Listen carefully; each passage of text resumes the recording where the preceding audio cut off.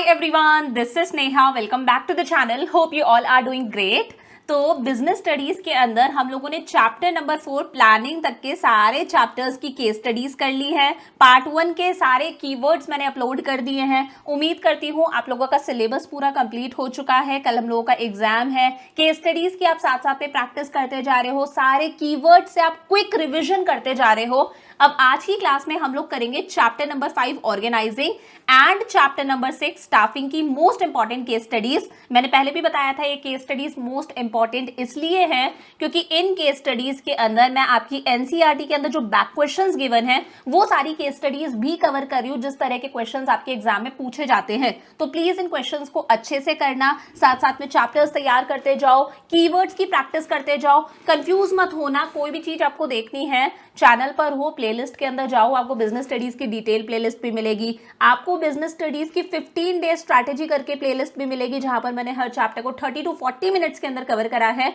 और एक नई प्लेलिस्ट और बनाई है बिजनेस स्टडीज एग्जाम रिविजन करके, वहां पर आपको ये सारे कीवर्ड, सारी केस स्टडीज सब कुछ फ्री में अवेलेबल है। शुरू करें हम लोग। देखो फर्स्ट क्वेश्चन क्या कहता है। सबसे पहले हमें देखना है कि क्वेश्चन पूछता क्या है। Identify and explain briefly the concept used by Aman in the above case which helped him in focusing on objective. अच्छा, पूछा गया है कि ऊपर अमन ने कौन सा कॉन्सेप्ट यूज करा गया है। Also state any 4 points of importance of the concept identified above. जिस कॉन्सेप्ट के ऊपर बात करी गई है पार्ट 1 में आपने जो कॉन्सेप्ट आइडेंटिफाई करा है उसकी हमें 4 इंपॉर्टेंस, 4 सिग्निफिकेंस बतानी है। Aman started Bullseye, a company for providing cyber security solutions to businesses। ठीक है, अमन का एक बिजनेस है Bullseye। ये जो कंपनी है ये क्या करती है, अलग अलग बिजनेसेस को साइबर सिक्योरिटी प्रोवाइड करती है कि जो बिजनेसेस का डाटा है वो डाटा लीक ना हो, कोई भी साइबर अटैक्स वगैरह ना हो। Its objective is to prevent, detect and respond to cyber attacks and protect critical data. वही काम है, कोई भी साइबर अटैक होता है तो उसे डिटेक्ट करना, उसे पहले से प्रिवेंट करना, रिस्पॉन्ड करना और ये मेक श्योर करके रखना कि कंपनी का जो भी क्रिटिकल डाटा है, इंपॉर्टेंट डाटा है, वो सेफ रहे। He was a hard-working software engineer and an expert in cyber security। Hard working software engineer है और साइबर सिक्योरिटी के अंदर काफी ज्यादा एक्सपर्ट है। His reputation grew by leaps and bounds as he was not only a person of integrity but also did his work with utmost honesty and sincerity। इसकी reputation day by day और buildup होती गई क्योंकि ये काम ही तो अच्छा करता ही है, साथ साथ में बहुत ही ज्यादा ऑनेस्ट भी है, बहुत ही ज्यादा सिंसियर भी है। The business started growing day by day. यहां तक तो नॉर्मल बातें लिखी हुई है। He was delighted when he was offered a big project by the Ministry of Defense। इसे बहुत ज़्यादा खुशी होती है जब इसे एक बहुत बड़ा ऑर्डर मिलता है, वो भी कहाँ से, मिनिस्ट्री ऑफ डिफेंस से ऑर्डर मिलता है। While working on the project, he found that the volume of work made it impractical for him to handle all the work by himself। जब ये इस प्रोजेक्ट पर काम करता है तो ये देखता है कि यार काम उसके पास में इतना ज़्यादा है, वॉल्यूम ऑफ वर्क इतना ज़्यादा है कि इसके लिए इम्प्रैक्टिकल हो जाता है कि ये सारा काम अकेले करे, मतलब इसे अपना काम किसी और को देना पड़ेगा। He decided to expand the team। ये अपनी टीम को एक्सपैंड करने के बारे में सोचता है।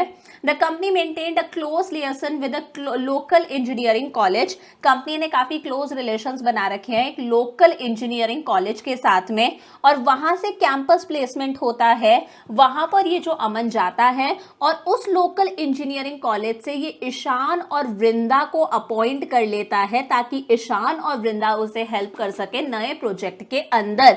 He found the new employees capable, enthusiastic and trustworthy। जो नए एम्प्लॉयज हैं कैपेबल हैं, enthusiastic हैं, trustworthy हैं।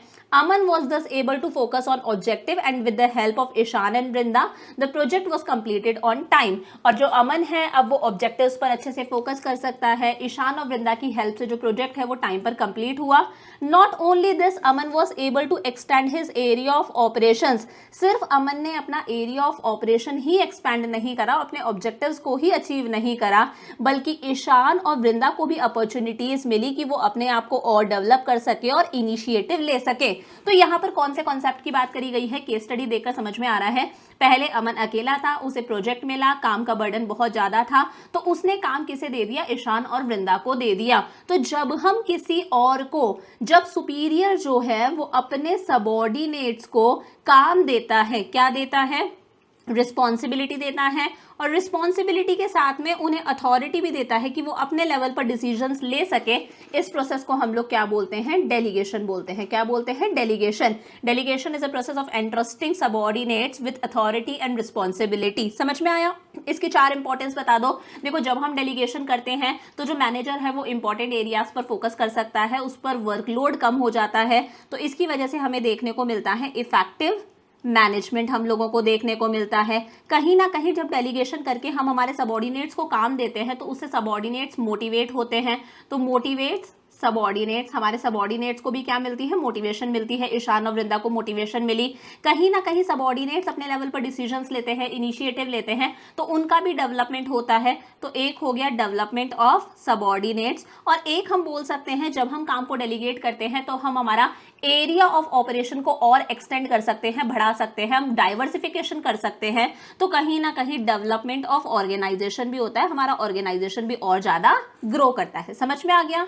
तो वही लिखा है यहां पर, डेलीगेशन की बात करी गई है। डेलीगेशन क्या होता है? अथॉरिटी और रिस्पॉन्सिबिलिटी देना अपने सबऑर्डिनेट्स को। इंपॉर्टेंस क्या है? मैनेजमेंट इफेक्टिव होता है, एम्प्लॉइज हमारे मोटिवेटेड रहते हैं, एम्प्लॉइज का डेवलपमेंट होता है, वो अपने लेवल पर डिसीजंस ले सकते हैं, फ्यूचर में अच्छे लीडर बनते हैं, इनिशिएटिव लेने की फीलिंग आती है उनके अंदर, और कहीं ना कहीं जब हम डाइवर्सिफाई करते हैं अपनी एक्टिविटीज को और एक्सपेंड करते हैं तो ओवरऑल ऑर्गेनाइजेशन की ग्रोथ भी देखने मिलती है। करेक्ट हो गया? नेक्स्ट क्वेश्चन क्या कहता है? A company has its registered office in Delhi. एक कंपनी का रजिस्टर्ड ऑफिस कहां पर है? दिल्ली के अंदर है। इस कंपनी की जो मैन्युफैक्चरिंग यूनिट है, यानी कि जहां पर प्रोडक्शन हो रहा है, वो हो रहा है गुड़गांव के अंदर, और मार्केटिंग और सेल्स से रिलेटेड जो सारा काम है वो हो रहा है फरीदाबाद के अंदर। तो ठीक है, कंपनी का ऑफिस दिल्ली के अंदर है, लिए मतलब एडमिन से रिलेटेड जो सारे के सारे काम हैं वो कहां पर हो रहे हैं? दिल्ली के अंदर हो रहे हैं। मैन्युफैक्चरिंग से रिलेटेड जो सारा का सारा काम है वो काम कहां हो रहा है? गुड़गांव के अंदर हो रहा है।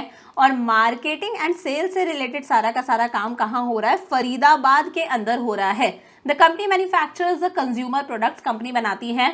Which type of organisational structure should it adopt to achieve its target. Company को कैसा ऑर्गेनाइजेशनल स्ट्रक्चर अपनाना चाहिए? डिविजनल स्ट्रक्चर या फिर फंक्शनल स्ट्रक्चर? तो देखो, यहाँ पर फंक्शंस के बेसिस पर डिवीजन हो रहा है ना। एडमिन से रिलेटेड सारा काम दिल्ली के अंदर हो रहा है, मैन्युफैक्चरिंग से रिलेटेड काम गुड़गांव के अंदर हो रहा है, मार्केटिंग और सेल्स का काम फरीदाबाद के अंदर हो रहा है। तो यहाँ पर डिविजन्स बन रखे हैं, वो भी किसके बेसिस पर? फंक्शंस के बेसिस पर। प्रोडक्ट्स के बेसिस पर यहाँ पर डिवीजन नहीं बने, तो जब फंक्शंस के बेसिस पर डिविजन्स बनते हैं उसे हम लोग क्या बोल देते हैं? Functional structure. करेक्ट हो गया? जब कंपनी एक प्रोडक्ट में डील कर रही है फंक्शनल स्ट्रक्चर, जब कंपनी मल्टीपल प्रोडक्ट्स में डील कर रही है, जब डिवीजन होता है प्रोडक्ट्स के बेसिस पर, that is divisional structure. Next question, Neha runs a factory where in she manufacture shoes. Neha की एक फैक्ट्री है जहां पर वो अभी तक क्या बनाती है? शूज मैन्युफैक्चर करती है। The business has been doing well as she intends to expand by diversifying into leather bags as well as for western formal wear, thereby making her company a complete provider to of corporate wear. अब देखो, नेहा जो है वो shoes manufacture करती है, वो अपने business को डाइवर्सिफाई करने के बारे में सोच रही है, और अब से जो नेहा है वो लेदर बैग्स भी प्रोड्यूस करेगी। लेदर बैग्स किसके काम में आते हैं? ऑफिस गोअर्स के काम में आते हैं। और साथ साथ में वेस्टर्न फॉर्मल वियर भी प्रोड्यूस करेगी, और इसका बिजनेस जो है वो एक कंप्लीट बिजनेस बन जाएगा जहां पर सारा का सारा कॉर्पोरेट वियर अवेलेबल होगा। कि शूज अवेलेबल थे ही, अब लेदर बैग्स भी अवेलेबल होंगे, वेस्टर्न फॉर्मल वियर भी अवेलेबल होगा। This will enable her to market her business unit as the one stop for working women. मतलब ये वन स्टॉप सोल्यूशन है वर्किंग वुमेन के लिए कि एक जगह आओ, आपको शूज भी, बैग्स भी, फॉर्मल वियर भी सब कुछ अवेलेबल हो जाएगा। तो बताना है, हमें रिकमेंड करना है कि नेहा को कैसा ऑर्गेनाइजेशनल स्ट्रक्चर अपनाना चाहिए। तो यहाँ पर कंपनी जो है वो मल्टीपल प्रोडक्ट्स के अंदर डील कर रही है, शूज में भी, लेदर बैग्स के अंदर भी, वेस्टर्न वियर, फॉर्मल वियर के अंदर भी। तो नेहा को यहाँ पर अपनाना चाहिए डिविजनल स्ट्रक्चर। कैसा स्ट्रक्चर अपनाना चाहिए? Divisional structure. और यहाँ पर रीजन भी पूछा है कि नेहा को डिविजनल स्ट्रक्चर क्यों अपनाना चाहिए, तो खुद सोच के देख लो डिविजनल स्ट्रक्चर क्यों अपनाना चाहिए। क्योंकि कंपनी जो है वो एक से ज्यादा प्रोडक्ट्स के अंदर डील कर रही है, यहाँ पर ग्रोथ के चांसेस ज्यादा है। आप आराम से नया डिपार्टमेंट एस्टैब्लिश कर सकते हो without disturbing the existing departments. पहले शूज वाला था, इसका मन करा तो इसने लेदर बैग्स का भी इंट्रोड्यूस कर लिया, वेस्टर्न फॉर्मल वियर का भी इंट्रोड्यूस कर दिया। तो यहाँ पर डाइवर्सिफिकेशन का स्कोप ज्यादा होता है, आप आराम से नए प्रोडक्ट्स लॉन्च कर सकते हो, अपने बिजनेस को एक्सपैंड कर सकते हो without disturbing the existing departments. Correct हो गया? नेक्स्ट क्वेश्चन कहता है हमारे पास में, the production manager asked the foreman to achieve a target production of 200 units per day. जो प्रोडक्शन मैनेजर है वो फोरमैन वर्कर से कहता है कि तुम्हारा टारगेट है, तुम्हें एक दिन के अंदर 200 यूनिट्स प्रोड्यूस करनी है, but he doesn't give him the authority to requisition tools and materials from the stores department. अब देखो, प्रोडक्शन मैनेजर ने फोरमैन को टारगेट तो दे दिया, यानी कि यहाँ पर क्या दी है, रिस्पॉन्सिबिलिटी तो दी है, लेकिन साथ में यहाँ पर अथॉरिटी नहीं दी है, पावर नहीं दी कि वो अपने लेवल पर स्टोर्स डिपार्टमेंट से टूल्स लेकर आ जाए, मटेरियल लेकर आ जाए। समझ में आ रहा है? 200 यूनिट्स बनाने की रिस्पॉन्सिबिलिटी दे दी, लेकिन उसे इतनी अथॉरिटी, इतनी पावर नहीं दी कि वो अपने लेवल पर स्टोर्स डिपार्टमेंट से टूल्स और मटीरियल लेकर आ जाए। Can the production manager blame the foreman if he is not able to achieve the desired target? Give reason. अब मुझे बताओ, अगर फोरमैन जो है, जो वर्कर है, अगर वो ये टारगेट अचीव नहीं कर पाता 200 यूनिट्स का, तो क्या प्रोडक्शन मैनेजर फोरमैन को ब्लेम कर सकता है? रीजन भी हमें देना है। पहली बात तो जो प्रोडक्शन मैनेजर है वो फोरमैन को ब्लेम नहीं कर सकता। रीजन क्या है? रीजन यही है कि यहां पर उसने अथॉरिटी नहीं दी, सिर्फ उसने क्या दी है, पावर, रिस्पॉन्सिबिलिटी दी है। जब हम बंदे को सिर्फ रिस्पॉन्सिबिलिटी देते हैं तो रिस्पॉन्सिबिलिटीज के तले दब जाता है, उसे इतनी अथॉरिटी नहीं है कि वो अपने लेवल पर डिसीजंस ले सके, टूल्स ले आए, मटेरियल ले आए स्टोर्स डिपार्टमेंट से। तो यहाँ पर जो हम लोगों ने चैप्टर 2 के अंदर एक प्रिंसिपल पढ़ा था ना, principle of authority and responsibility, इन दोनों में बैलेंस होना चाहिए। यहाँ पर ये बैलेंस नहीं देखा गया। जब हम रिस्पॉन्सिबिलिटी ज्यादा देते हैं, अथॉरिटी नहीं देते, तो बंदा टाइम पर काम कंप्लीट नहीं कर पाएगा, वो डिसीजंस नहीं ले सकता। अगर हम अथॉरिटी ज्यादा दे देते हैं, पावर ज्यादा देते हैं, लेकिन काम कम देते हैं, तो बंदा हो सकता है अपनी अथॉरिटी, अपनी पावर का क्या करने लग जाए, मिसयूज करने लग जाए। हमें उसकी वजह से क्या मिलते हैं, नेगेटिव रिजल्ट्स मिलते हैं। करेक्ट हो गया। नेक्स्ट क्वेश्चन क्या कहता है, ये सारे क्वेश्चंस आपके एनसीईआरटी से हैं। नेक्स्ट क्वेश्चन कहता है, a company manufacturing sewing machine, एक कंपनी है जो सिलाई मशीन बनाती है, सिलाई करने के लिए जो मशीन्स होती हैं वो बनाती है। Set up in 1945 by the British promoters, follows formal organisation culture in totality. देखो, एक कंपनी है जिसका काम है सीविंग मशीन बनाना। ये कंपनी सेटअप हुई थी 1945 के अंदर, ब्रिटिश प्रमोटर्स ने इसे सेट करा था। और यहाँ पर कैसा स्ट्रक्चर है, फॉर्मल ऑर्गेनाइजेशनल स्ट्रक्चर है, मतलब रूमर्स वगैरह कुछ स्प्रेड नहीं होते हैं। अगर इंफॉर्मेशन का एक्सचेंज होगा, इंफॉर्मेशन ट्रांसफर करनी है, तो formal lines of communication follow करनी पड़ेगी, यानी कि स्कॉलर चेन का यहाँ पर यूज होता है। सब कुछ फॉर्मल है, कुछ इनफॉर्मल रिलेशंस नहीं है, सोशल बातचीत वगैरह नहीं होती। It is facing lot of problems in delays in decision making. Obvious सी बात है, जब फॉर्मल ऑर्गेनाइजेशन होता है तो वहां पर स्कॉलर चेन होती है कि ए कोई बात बी को बताएगा, बी बात सी को बताएगा, सी बात डी को बताएगा। इस तरह से यहाँ पर डिसीजंस लिए जाते हैं। तो यहाँ पर बहुत ज्यादा डिले इन डिसीजन मेकिंग देखने को मिलता है कि डिसीजंस लेने में बहुत टाइम लग जाता है। As a result it is not able to adapt to changing business environment. और इसीलिए जब बिजनेस के एनवायरमेंट में कोई चेंजेस आते हैं तो कंपनी जो है वो अपने अंदर चेंजेस नहीं लेकर आ पाती due to delay in decisions. The workforce is not motivated since they can not vent their grievances except through formal channels. जो वर्कफोर्स है, जो वर्कर्स हैं, वो भी मोटिवेटेड नहीं है, खुश नहीं है, क्योंकि अगर उन्हें कोई ग्रीवेंसेस, कोई भी प्रॉब्लम्स होती हैं तो वो सारी चीजें जो है वो फॉर्मल चैनल्स ऑफ कम्युनिकेशन के थ्रू ही सॉल्व होती हैं। बहुत ज्यादा रेड टेपिज्म है, यानी कि डिले इन वर्क देखने को मिलता है। ए को कोई प्रॉब्लम है, उसे प्रॉब्लम डी तक पहुंचानी है, तो ए बी को बताएगा, बी सी को बताएगा, सी डी को बताएगा। फाइल वर्क बहुत ज्यादा होता है, रेड टेपिज्म है, इसकी वजह से वर्कर्स खुश नहीं है। Employee turnover is high, employees जल्दी जल्दी नौकरी छोड़ के चले जाते हैं।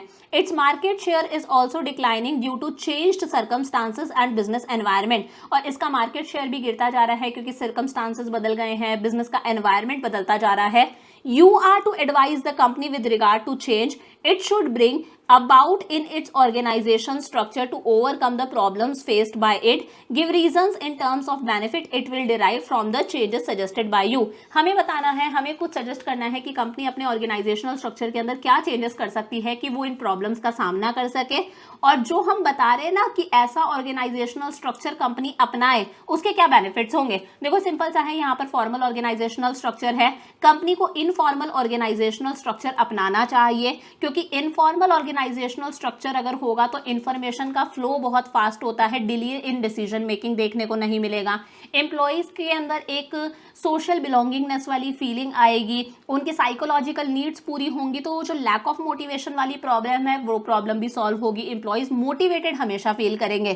तो फायदे क्या है इनफॉर्मल कम्युनिकेशन के? इन्फॉर्मेशन का फ्लो कैसा होता है? फास्ट होता है, फास्ट कम्युनिकेशन, एम्प्लॉयज की सोशल नीड्स पूरी हो जाएंगे, उन्हें एक साइकोलॉजिकल सेटिस्फैक्शन मिलेगा। दूसरा, कंपनी क्या कर सकती है? कंपनी थोड़ा सा डाइवर्सिफिकेशन भी कर सकती है। कंपनी का काम है सिलाई मशीन बनाने का, सेविंग मशीन्स कंपनी बना रही है, तो कंपनी एम्ब्रॉयडरी करने वाली मशीन्स भी बना सकती है, कंपनी ऐसी मशीन्स भी बना सकती है जिनकी वजह से स्पेशल डिजाइन बनती है, जिनसे हम कपड़े पर, फैब्रिक पर एक स्पेशल डिजाइन बना सकते हैं, तो स्पेशल डिजाइन वाली मशीन्स कंपनी बना सकती है। तो इस तरह से कंपनी डाइवर्सिफाई कर सकती है और अपने रिसोर्सेज को प्रॉपर्ली यूज कर सकती है। समझ में आया? मेन क्या था, कंपनी कैसा ऑर्गेनाइजेशनल स्ट्रक्चर अपनाए? Informal.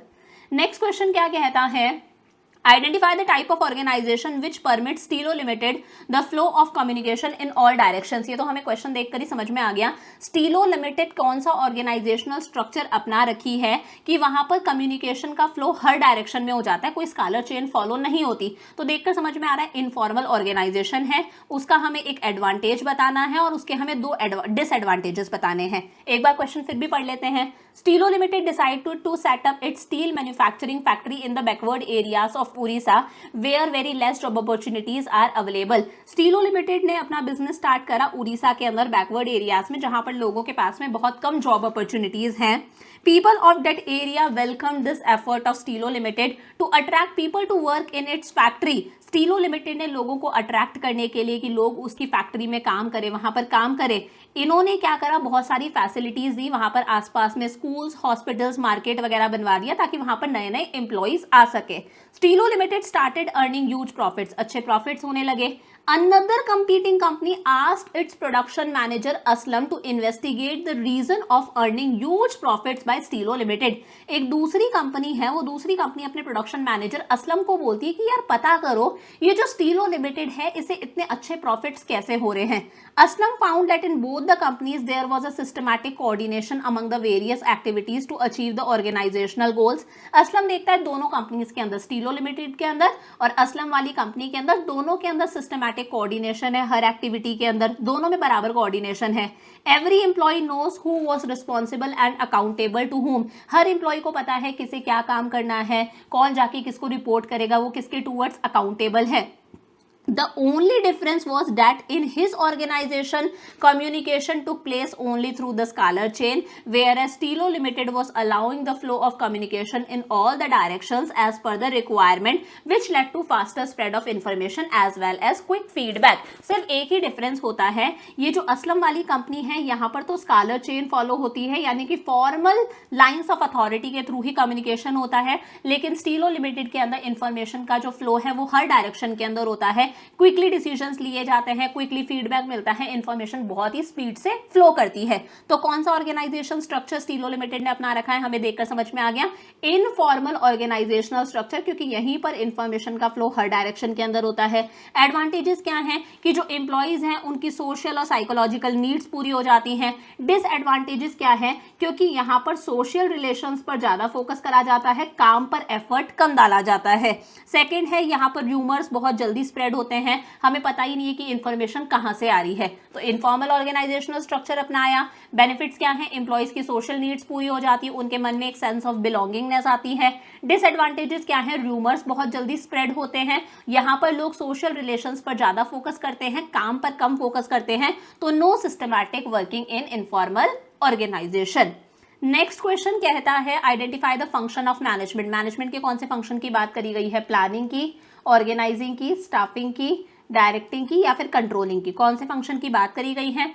Briefly discuss the various steps involved in the performance of a function of management as identified। ऊपर जिस फंक्शन की बात करी गई है उसके हमें कुछ स्टेप्स यहाँ पर बताने हैं जिनके ऊपर बात करी गई है केस स्टडी के अंदर। Ishita works as a corporate event coordinator in an event management company. Ishita एक इवेंट मैनेजमेंट कंपनी में काम करती है, कोऑर्डिनेटर है। She has been made an overall official incharge for organising a painting exhibition for one of the clients of the company. इसे काम दिया गया है, इसे इंचार्ज बनाया गया है, एक पेंटिंग एग्जीबिशन ऑर्गेनाइज करनी है। For ensuring that the exhibition takes place successfully she identifies the various activities involve and divides the whole work into various task groups like managing committee, decoration committee and reception committee. देखकर समझ में आ रहा है, यहाँ पर ये identify करती है कि कौन कौन सी एक्टिविटीज परफॉर्म करनी है और पूरे काम को वो क्या कर देती है, डिवाइड कर देती है। तो याद करो, identification and division of work हो गया। उसके बाद में अलग अलग डिपार्टमेंट्स बनाए जा रहे हैं, marketing committee, decoration committee, reception committee, तो ये डिपार्टमेंटलाइजेशन हो गया। In order to facilitate coordination within and among committees she appointed a supervisor of each group. ये हर ग्रुप के लिए सुपरवाइजर अपॉइंट कर देती है। Each member in a group is asked to report. यहाँ पर इसने क्या करा है, रिपोर्टिंग रिलेशनशिप्स भी स्टैब्लिश कर दिए हैं कि कौन किसे रिपोर्ट करेगा, कौन किसका सुपरवाइजर है, कौन किसका सबॉर्डिनेट है। तो देखकर समझ में आ रहा है यहाँ पर मैनेजमेंट के कौन से फंक्शन की बात करी गई है, यहाँ पर बात करी गई है ऑर्गेनाइजिंग की। कौन से फंक्शन की, ऑर्गेनाइजिंग की। अब कौन कौन से स्टेप्स यहाँ पर देखने को मिल रहे हैं। सबसे पहले ये काम को आइडेंटिफाई करती है, वेरियस एक्टिविटीज को आइडेंटिफाई करती है और पूरे काम को ये क्या कर देती है, डिवाइड कर देती है। तो पहला हो गया identification and division of work. उसके बाद में ये क्या करती है, अलग अलग कमिटीज बनाती है, marketing committee, decoration committee, reception committee. तो इसने काम को ग्रुप्स में डिवाइड कर दिया, मतलब डिपार्टमेंट्स बना दिए। तो एक हो गया डिपार्टमेंटलाइजेशन। एक्सप्लेन आपको करना है। डिपार्टमेंटलाइजेशन के अंदर आप फंक्शनल डिपार्टमेंटेशन भी एक्सप्लेन करोगे और इसी के अंदर आप डिविजनल डिपार्टमेंटेशन भी एक्सप्लेन करोगे। उसके बाद में ये ड्यूटीज असाइन करती है। In order to facilitate coordination within and among committees she appointed a supervisor of each group. हर ग्रुप का सुपरवाइजर अपॉइंट करती है। Each member in a group is asked to report to their respective supervisor and all the supervisors are expected to work as per the Ishita's orders। तो यहाँ पर इसने क्या कर दिया, सबको अपना अपना काम दे दिया है, असाइनमेंट ऑफ ड्यूटीज दे दी है और रिपोर्टिंग रिलेशनशिप भी आइडेंटिफाई कर दिया है कि कौन किसका सुपीरियर है, कौन किसका बॉस है और कौन किसका सबॉर्डिनेट है। मतलब सबॉर्डिनेट जाके किसको रिपोर्ट करेगा, सुपीरियर किसे इंस्ट्रक्शंस देगा, किसे कमांड करेगा, ये सारी चीजें हो गई। समझ में आया। तो फंक्शन कौन सा है, ऑर्गेनाइजिंग। शुरुआत के 4 स्टेप्स आपको लिखने हैं, identification of division of work, departmentalisation, assignment of duties, establishing reporting relationship. Next देखो हमारे पास में चैप्टर आ जाता है, चैप्टर नंबर 6 स्टाफिंग। पढ़ के देखते हैं। स्टाफिंग का पता ही है, सारा का सारा काम स्टाफ से रिलेटेड होता है, हायर करना, स्टाफ की प्लानिंग करना, उन्हें ट्रेनिंग वगैरह देना, सारी चीजें। Name and explain the step of staffing process. Staffing का प्रोसेस था, याद करो, उसके हमें स्टेप्स की बात करनी है, which has not been performed properly. अच्छा, स्टाफिंग प्रोसेस के अंदर हमारे पास में कुछ स्टेप्स दे रखे हैं, मैन पावर प्लानिंग था, रिक्रूटमेंट था, सिलेक्शन वगैरह था, चेकिंग बैकग्राउंड वगैरह, रिटन टेस्ट वगैरह। तो यहाँ पर कौन सा स्टेप सही से परफॉर्म नहीं करा। Resolutions private limited is a publishing company. It's book on business studies for class 12th is in great demand. Resolutions private limited एक पब्लिशिंग कंपनी है और ये एक बुक पब्लिश करती है बिजनेस स्टडीज की, जिसकी मार्केट में बहुत डिमांड है। As a result, the employees in the marketing department are always racing against time। इसीलिए जो मार्केटिंग डिपार्टमेंट के एम्प्लॉयज हैं वो हमेशा भागते रहते हैं, मतलब हमेशा उनके ऊपर काम का बहुत प्रेशर होता है क्योंकि किताब की बहुत डिमांड है। The employees have to work over time. इतनी डिमांड है इस बुक की कि एम्प्लॉयज को ओवर टाइम करना पड़ता है। इनफैक्ट उन्हें हॉलीडेज पर भी काम करना पड़ता है डिमांड को पूरी करने के लिए। Managers in the marketing department are under stress. Managers पर बहुत स्ट्रेस है क्योंकि वो एक साथ एक ही टेरिटरी नहीं बल्कि 2-2 टेरिटरीज हैंडल कर रहे हैं और इस स्ट्रेस की वजह से, इस वर्कलोड की वजह से वर्कर्स के ऊपर डिससेटिस्फैक्शन है, वो अपने काम से डिससेटिस्फाइड हैं, एम्प्लॉयज, मैनेजर्स वगैरह। तो यहाँ पर इस कंपनी ने, रिजोल्यूशंस प्राइवेट लिमिटेड ने, स्टाफिंग का कौन सा स्टेप अच्छे से परफॉर्म नहीं करा। पहला स्टेप ही अच्छे से परफॉर्म नहीं करा गया, that is man power planning. क्या नहीं करा गया, man power planning. Man power planning के अंदर करो, याद करो क्या होता है, आइडेंटिफाई करा जाता है कि हमें कितने एम्प्लॉयज़ की रिक्वायरमेंट है और किस किस तरह के एम्प्लॉयज़ की रिक्वायरमेंट है। देखा जाता है कि यार हमारे पास में जो एम्प्लॉयज़ हैं उनमें से कुछ एम्प्लॉयज़ ओवर बर्डन तो नहीं हैं या फिर कुछ एम्प्लॉयज़ अंडर बर्डन तो नहीं है कि वेले बैठे रहते हैं। तो ये सारी चीज़ें करी जाती हैं मैन पावर प्लानिंग के अंदर। तो जो स्टेप सही से परफॉर्म नहीं करा गया, that is estimation of man power planning. अब इसमें 3 चीज़ें होती हैं, workload analysis, analysis, workforce analysis and comparison. मैं एक बार याद दिला देती हूँ। वर्कलोड एनालिसिस के अंदर देखते हैं हमें कितने नंबर ऑफ एम्प्लॉयज की रिक्वायरमेंट है और किस किस तरह के एम्प्लॉयज की रिक्वायरमेंट है, स्किल्ड बंदे, अनस्किल्ड बंदे, बंदों की क्या क्वालिफिकेशन होनी चाहिए। मान लो 100 बंदों की रिक्वायरमेंट है, ये पता चल गया। अब हम वर्कफोर्स एनालिसिस करेंगे और देखेंगे कि हमारी जो एग्जिस्टिंग वर्कफोर्स है उसमें से कितने बंदे तो जो हैं वो ओवरबर्डन्ड है। ओवरबर्डन्ड मतलब उनसे ज्यादा काम कराया जा रहा है, और कितने बंदे ऐसे हैं जो अंडरबर्डन्ड हैं कि उनसे कम काम कराया जा रहा है। समझ में आया। अब जब ये वर्कफोर्स का एनालिसिस करा तो हम लोगों ने देखा हमारे पास में सिर्फ 80 एम्प्लॉयज ही हैं।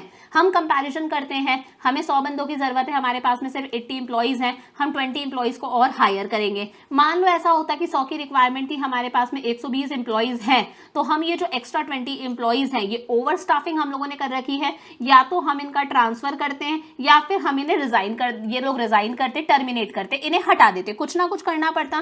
तो ये पहला स्टेप यहां पर मिसिंग है, estimation of man power planning. Next question क्या पूछता है, state the next 2 stages immediately following the step identified. ऊपर वाला स्टेप हम लोगों ने पता लगा लिया, estimation of man power planning. इसके बाद की 2 स्टेप्स हमें बताने हैं। इसके बाद का स्टेप आता है हमारे पास में रिक्रूटमेंट। कौन सा स्टेप आता है, रिक्रूटमेंट, कि एम्प्लॉयज को अट्रैक्ट करना कि आओ भाई हमारे यहाँ पर वैकेंसी है, आप आकर अप्लाई करो। फिर जितने भी लोग अप्लाई करेंगे उसमें से बेस्ट कैंडिडेट्स को सिलेक्ट करना, दैट इज सिलेक्शन। तो नेक्स्ट स्टेप हो गया recruitment, searching for prospective employees कि आओ भाई हमारे यहाँ पर वैकेंसी है, आप आकर अप्लाई करो। जो लोग अप्लाई करेंगे उसमें से बेस्ट कैंडिडेट स्क्रीन को सिलेक्ट करना, दैट इज सिलेक्शन। करेक्ट है। नेक्स्ट क्वेश्चन कहता है the quality of production is not as per standards. जो प्रोडक्शन की क्वालिटी है वो स्टैंडर्ड्स के अकॉर्डिंग नहीं है, स्टैंडर्ड्स बहुत ही हाई सेट करे जा रहे हैं, प्रोडक्शन उस क्वालिटी का नहीं हो रहा। On investigation it was observe that most of the workers were not fully aware of the proper operation of the machinery. जब इन्वेस्टिगेशन करा गया तब पता चला बहुत सारे वर्कर्स को मशीनरी को सही से चलाना ही नहीं आता। जिस मशीन पर वो प्रोडक्शन कर रहे हैं उन्हें वो मशीन सही से चलानी ही नहीं आती। इस वजह से जो प्रोडक्ट है उसकी क्वालिटी डाउन जा रही है। What could be the way to improve the quality of production. हम प्रोडक्शन की क्वालिटी को कैसे इंप्रूव कर सकते हैं कि जो प्रोडक्शन है वो स्टैंडर्ड्स के अकॉर्डिंग हो। सबसे सिंपल है, अपने बंदों को क्या प्रोवाइड करी जाए, ट्रेनिंग प्रोवाइड करी जाए ताकि वो स्टैंडर्ड्स के अकॉर्डिंग काम कर सके। आसान था। The workers of a factory remain idle. जो फैक्ट्री के वर्कर्स है वो हमेशा खाली बैठे रहते हैं, वेले बैठे रहते हैं, because of lack of knowledge of hitech machines, क्योंकि उन्हें हाईटेक मशीन्स चलानी नहीं आती। अब कभी भी अगर आपको केस स्टडी में हाईटेक मशीन लिखा हुआ दिख जाता है, इसका मतलब बंदों को हाईटेक मशीन्स की ट्रेनिंग देना जरूरी है। और हाईटेक यानी कि जो बहुत ही महंगी मशीन्स हैं, हाई टेक्नोलॉजी वाली मशीन्स हैं, इन पर हम डायरेक्टली बंदों को ट्रेनिंग नहीं दे सकते, एक्सपेंसिव मशीनरी होती है। तो इसके लिए हम उस मशीनरी का डमी मॉडल क्रिएट करके बंदों को ट्रेनिंग देते हैं। और जब हम डमी मॉडल क्रिएट करते हैं उसे हम लोग क्या बोलते हैं, वेस्टिब्यूल ट्रेनिंग। क्या बोलते हैं, वेस्टिब्यूल ट्रेनिंग। जैसे बंदे को अगर हमें प्लेन चलाना सिखाना है तो हम एक्चुअली उसे पैसेंजर प्लेन थोड़ी ना दे देंगे कि भाई प्लेन चला ले। पहले हम प्लेन का मॉडल बनाएंगे, मॉडल पर उसे ट्रेनिंग देंगे, जब वो परफेक्ट हो जाएगा तब उसे एक्चुअल प्लेन दिया जाता है। तो हाईटेक मशीन बंदों को चलानी नहीं आती। फ्रीक्वेंटली इंजीनियर्स को बुलाया जाता है जिसका बहुत ही ज्यादा चार्जेस लगते हैं, अच्छे खासे ओवरहेड चार्जेस लगते हैं। इस प्रॉब्लम को हम कैसे दूर कर सकते हैं, बंदों को वेस्टिब्यूल ट्रेनिंग देकर, डमी मॉडल पर ट्रेनिंग देकर। An organisation provide security services. एक ऑर्गेनाइजेशन सिक्योरिटी सर्विसेज प्रोवाइड करता है। It requires such candidates who are reliable and don't leak out the secrets of their clients. अब यहां पर ऐसे कैंडिडेट्स की जरूरत है जो कैंडिडेट्स एक तो कैसे होने चाहिए, रिलायबल होने चाहिए, और ये कैंडिडेट्स अपने क्लाइंट्स के सीक्रेट्स को बाहर जाने ना दें, इंफॉर्मेशन को कॉन्फिडेंशियल रखें। तो सिलेक्शन प्रोसेस के अंदर कौन सा स्टेप पर यहाँ पर हमें फोकस करना पड़ेगा, तो याद करो यहाँ पर जब हम बंदे का रिटन टेस्ट ले लेते हैं उसके बाद में बंदे के रेफरेंसेस चेक करे जाते हैं, उसका बैकग्राउंड चेक करा जाता है ना, पता करने के लिए कि वो बंदा है कैसा, रिलायबल है, ट्रस्टवर्दी है या नहीं है। तो कौन सा स्टेप हो गया, रेफरेंस एंड बैकग्राउंड चेक। यहाँ पर बंदे ने अपने रिज्यूमे, अपने CV के अंदर अपने बैकग्राउंड के बारे में एड्रेस वगैरह मेंशन करा है, वहां से हम सारी चीजें वेरीफाई करते हैं। वो 2 रेफरेंसेस का नाम भी लिखता है, नंबर भी लिखता है, उनसे भी हम उस बंदे के बारे में पूछते हैं कि ये ट्रस्टवर्दी बंदा है या नहीं है। तो कभी भी कुछ ऐसा आता है कि हम बंदे को सिलेक्ट कर रहे हैं, बंदा रिलायबल होना चाहिए कि कंपनी के सीक्रेट्स को रिवील ना करे, कॉन्फिडेंशियल रखे चीजों को, तो कौन सा स्टेप हम परफॉर्म करेंगे, रेफरेंसेस चेक करेंगे और उसका बैकग्राउंड चेक करेंगे। नेक्स्ट क्वेश्चन क्या कहता है, Zenith Limited is a highly reputed company and many people wanted to join this company. Zenith Limited एक highly reputed company है, बहुत सारे लोग इस कंपनी को ज्वाइन करना चाहते थे. The employees of this organization are very happy and they discuss how they came in contact with this organization. अब Zenith Limited के जो एम्प्लॉइज हैं वो बहुत ही ज़्यादा खुश हैं और वो आपस में डिस्कस कर रहे हैं कि यार हम इस ऑर्गेनाइजेशन में कैसे आए, हमें कैसे हायर करा गया. अमन बोलता है that he was introduced by the present sales manager Mr. John. अमन बोलता है कि मैं कैसे आया, जो प्रेजेंट सेल्स मैनेजर है ना वो मुझे लेकर आए थे, उन्होंने मुझे इस कंपनी से इंट्रोड्यूस करा था. तो ये हमारा हो गया रिकमेंडेशंस फ्रॉम एग्जिस्टिंग एम्प्लॉइज. क्या हो गया? Recommendation from existing employees. समझ में आ गया कि एग्जिस्टिंग एम्प्लॉय इसको लेकर आया था. Benu said that he had applied through the newspaper and was appointed as the HR manager. इसने कैसे अप्लाई करा? इसने न्यूज़पेपर में देखकर अप्लाई करा था. तो यहां पर ये हो गया एडवर्टाइजमेंट इन न्यूज़पेपर, है ना. बेनू ने क्या करा? न्यूज़पेपर में ऐड देखा, उसके थ्रू अप्लाई करा, तो ये एडवर्टाइजमेंट एंड न्यूज़पेपर हो गया. Vaibhav said that he was neither related to any employee of the organisation nor there any advertisement in the newspaper. Vaibhav कहता है ना तो मुझे कोई एम्प्लॉय लेकर आया, ना मैं न्यूज़ में ऐड देखकर आया. He was directly called from IIM Ahmedabad from where he was about to complete his MBA. ये कहता है मैं IIM अहमदाबाद से मेरा MBA करा था, वहां से मुझे अपॉइंट करा गया. तो ये होता है प्लेसमेंट, डायरेक्ट प्लेसमेंट हो गया. कैंपस प्लेसमेंट जिसे हम बोलते हैं, कैंपस प्लेसमेंट या फिर कैंपस रिक्रूटमेंट भी बोलते हैं, कि कंपनीज जो है वो बहुत सारे प्रोफेशनल कॉलेजेस, टेक्निकल कॉलेजेस के साथ में टाई अप करके रखती हैं, वहां से फाइनल ईयर के स्टूडेंट्स को हायर करती हैं. That is campus recruitment, campus placement. The above discussion is indicating an important function of management. Name the function of management. यहाँ पर मैनेजमेंट के कौन से फंक्शन की बात करी गई है? स्टाफिंग की बात करी गई है.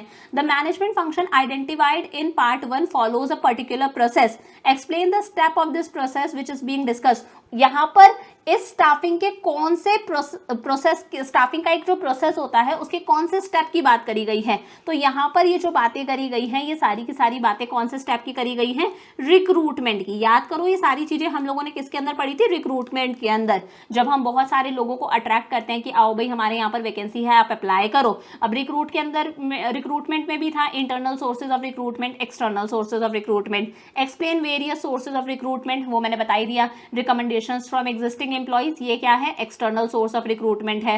एड्स इन न्यूज़पेपर भी एक्सटर्नल सोर्स ऑफ रिक्रूटमेंट है. कैंपस प्लेसमेंट भी क्या है? External source of recruitment. तो स्टाफिंग की बात करी गई है, रिक्रूटमेंट प्रोसेस की बात करी गई है, जहां पर हम प्रोस्पेक्टिव कैंडिडेट्स को एनकरेज करते हैं कि आओ भाई हमारे यहाँ पर वैकेंसी है, आप आकर अप्लाई करो.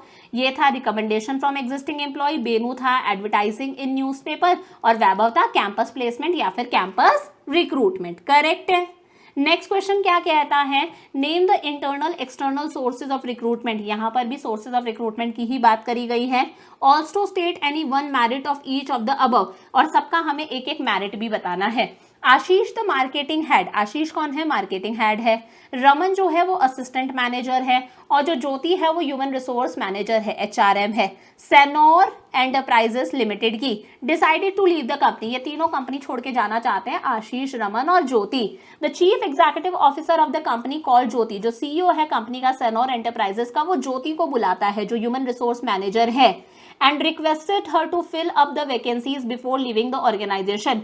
और ये CEO ज्योति को कहते हैं कि भाई आप जाने से पहले आप तीनों की जो वेकेंट जॉब पोजीशंस है, कि आप तीनों चल जाओगे तो आपकी जॉब पोजीशंस वेकेंट होगी, आप उन्हें फिल करके जाओ. Informing that her subordinate Miss Alka Pandit was very competent and trustworthy, Jyoti suggested that she could be moved up in the hierarchy. She would do the needful. अब ज्योति कहती है कि मेरी एक सबॉर्डिनेट है, मेरे अंडर एक लड़की काम करती है. समझ गए ना कि CEO जो है वो ज्योति से बोलते हैं, ह्यूमन रिसोर्स मैनेजर से, कि आप तीनों छोड़ रहे हो, आप तीनों छोड़ने से पहले आप तीनों की जो वेकेंट जॉब पोजीशंस है उन्हें फिल करो, तभी आप छोड़ सकते हो. तो ज्योति कहती है कि मेरी एक सबॉर्डिनेट है, मेरे अंडर अलका पंडित जो है वो काम करती है, है, काफी ज्यादा कॉम्पिटेंट है, ट्रस्टवर्दी है।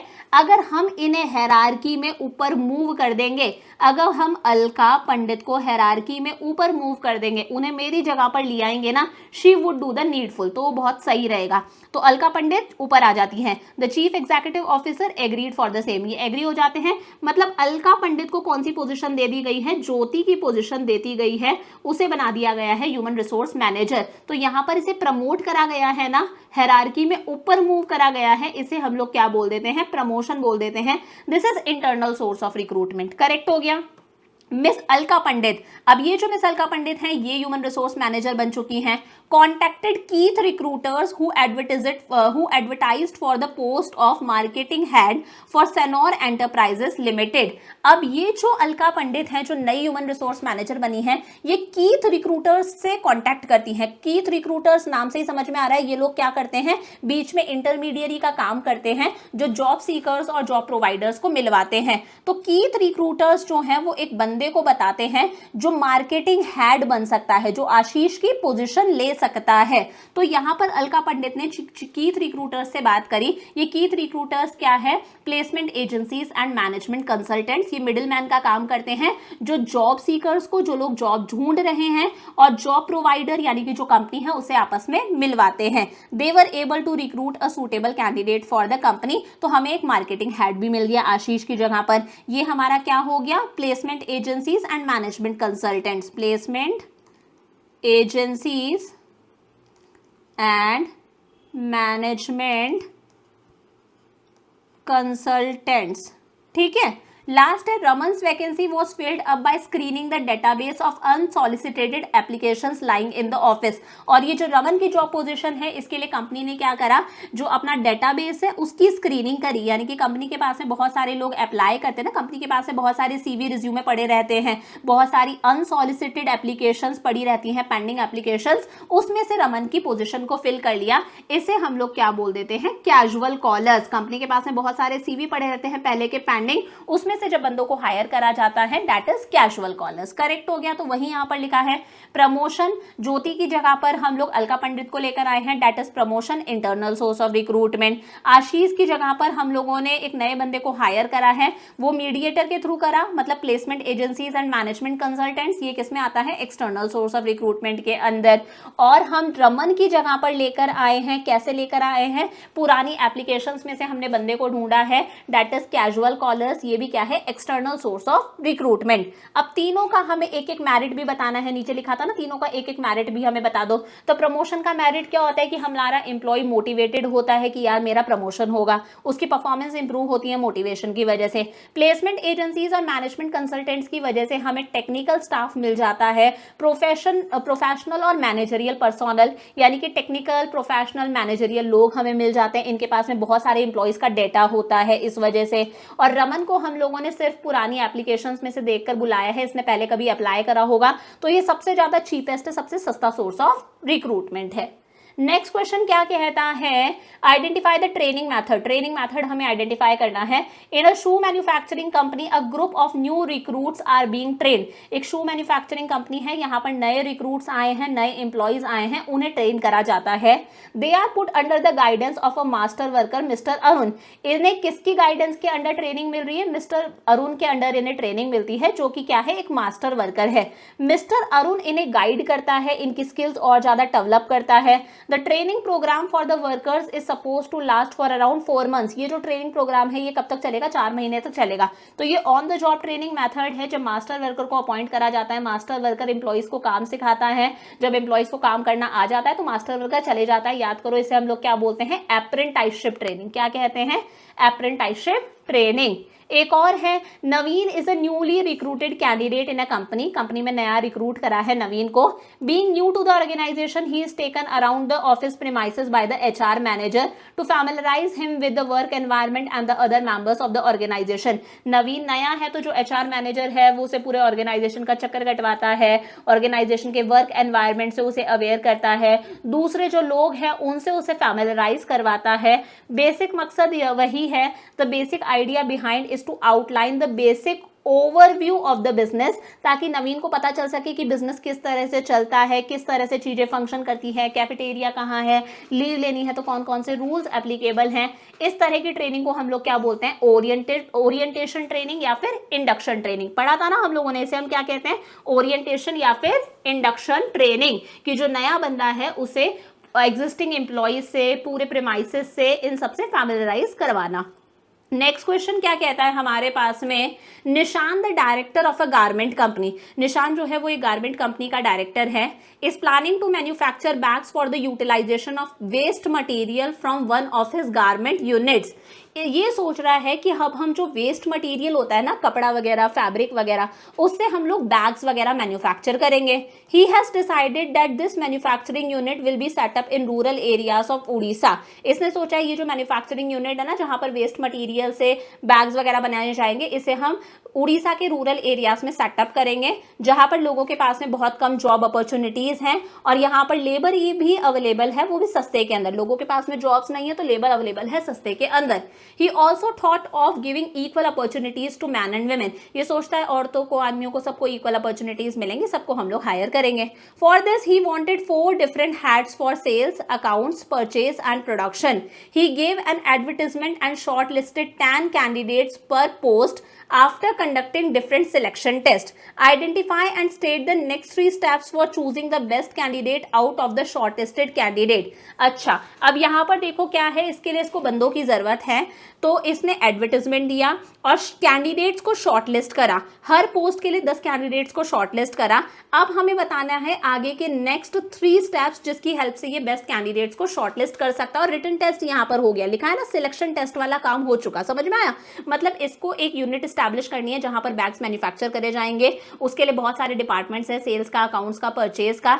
इससे हर पोस्ट के लिए कम से कम 10 कैंडिडेट्स को चूज करना है। सिलेक्शन टेस्ट लेने तक का काम हो चुका है, हमें आगे के 3 स्टेप्स फाइंड आउट करने हैं। तो याद करो, हम लोगों ने पढ़ा था, एक तो होता है एस्टिमेटिंग मैन पावर रिक्वायरमेंट, उसके बाद में रिक्रूटमेंट होता है, उसके बाद में हम लोग क्या करते हैं, सिलेक्शन वगैरह करते हैं। और वो जो सिलेक्शन वाला प्रोसेस है उसके अंदर हम लोगों ने सिलेक्शन टेस्ट ले लिया, उसके बाद के स्टेप्स हमें बताने हैं। तो देखो, सिलेक्शन टेस्ट हो गया, उसके बाद में हम लोग बंदे का क्या करते हैं, इंटरव्यू लेते हैं। रिटन टेस्ट के बाद में इंटरव्यू लिया जाता है।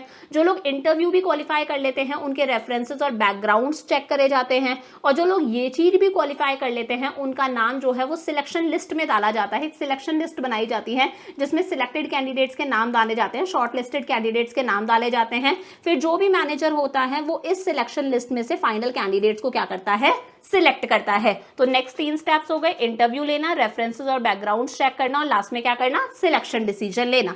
समझ में आ गया? तो ये आज हम लोगों ने कर ली हमारे चैप्टर नंबर 1 2 3 4 की हो गई थी ना, चैप्टर नंबर ऑर्गेनाइजिंग की एंड चैप्टर नंबर स्टाफिंग की, चैप्टर 5 और 6 की मोस्ट इंपॉर्टेंट केस स्टडीज। अब अगर आपको कुछ भी पढ़ना है, नोट्स वगैरह देखने हैं, तो मैंने आपको पहले भी बताया था, एप्लीकेशन पर आपको सारे नोट्स अवेलेबल हो जाएंगे चैप्टर नंबर 1 से लेकर 12 तक के। अब वहां से नोट्स एक्सेस कर सकते हो, फ्री ऑफ कॉस्ट है, वहां से आराम से पढ़ सकते हो। लिंक आपको डिस्क्रिप्शन के अंदर मिल जाएगा।